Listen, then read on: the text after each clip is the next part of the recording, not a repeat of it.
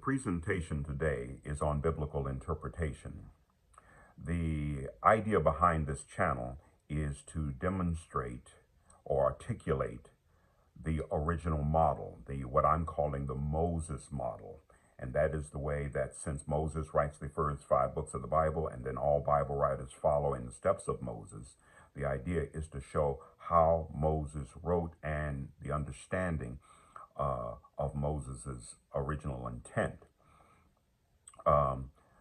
What we have today is a particular system in the way we understand the Bible.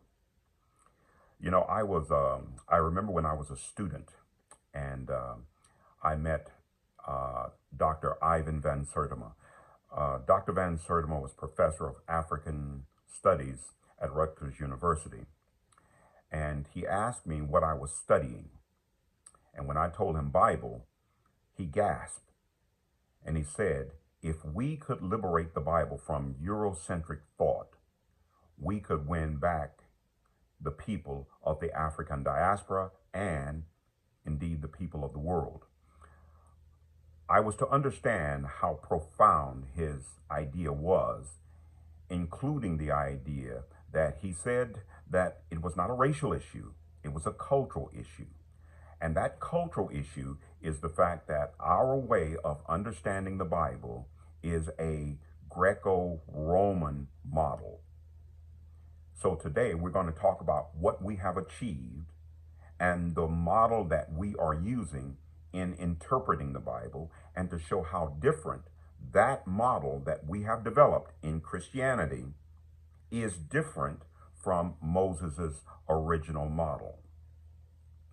So let's talk about biblical interpretation. When we use the word interpretation, in some ways it's very incorrect. What we are after is not interpretation.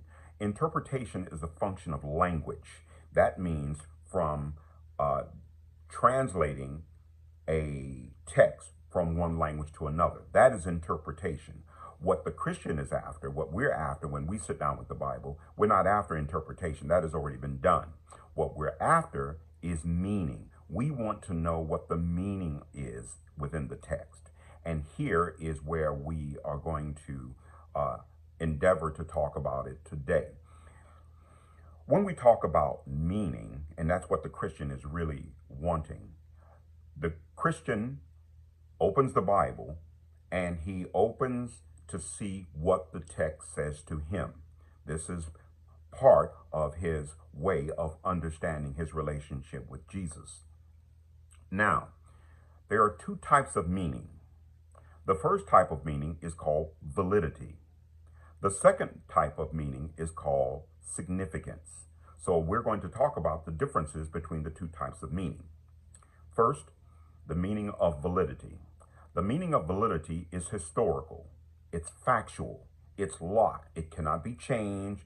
It has nothing to do with you. It has nothing to do with a person or anything else. This is something that is locked in time. This is what was originally written and intended. The model here, this type of meaning, is actually a meaning that cannot be changed. It is universal. It is locked in time. Validity has a lot to do with the historical context, how it was developed, the context in which it was developed, the condition of the society at the time. All of these factors go into a meaning of validity. And this meaning of validity has nothing whatsoever to do with those of us living in the 21st century. Okay, now let's talk about the second type of meaning. The second type of meaning is called significance. Significance is a very different type of meaning. Significant is what the text means to me. Now, I look at the text, I read it, and what does the text say to me? And whatever the text says to me, that meaning becomes personal to me. So when I remember in being in school, when I learned this, I raised my hand and I said, wait a minute, professor, that's not a meaning. That's not a type of meaning. That's something that you're just making up. A person who uses a meaning of significance is just making up because of the way they feel or the way they believe or their experience so far. I said, it's not a true meaning. My professor corrected me. He said, no, it's a type of meaning, but understand, it's one type of meaning. The problem is that when people, or those people reading the Bible, those interpreting what the Bible means, they get these two types of meaning confused. And once you confuse the two types of meaning, then you can never agree. And once you start to try to mix a meaning of validity and a meaning of significance, you can never come to a unified conclusion because they're two different types of meaning.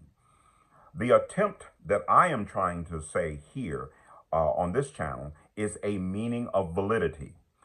Once we have a meaning of validity, then it is possible for people to understand how a meaning of significance can be achieved. Until we understand these two different types of meaning, we cannot really understand Moses' model, Moses' original intent. So the attempt of this channel and its relationship to biblical meaning is that I am trying to articulate a meaning of validity, not a meaning of significance. The meaning of significance is what I leave to you. The meaning of significance is a way of saying, now that I understand a meaning of validity, this is what the text means to me. And the meaning of validity must come first.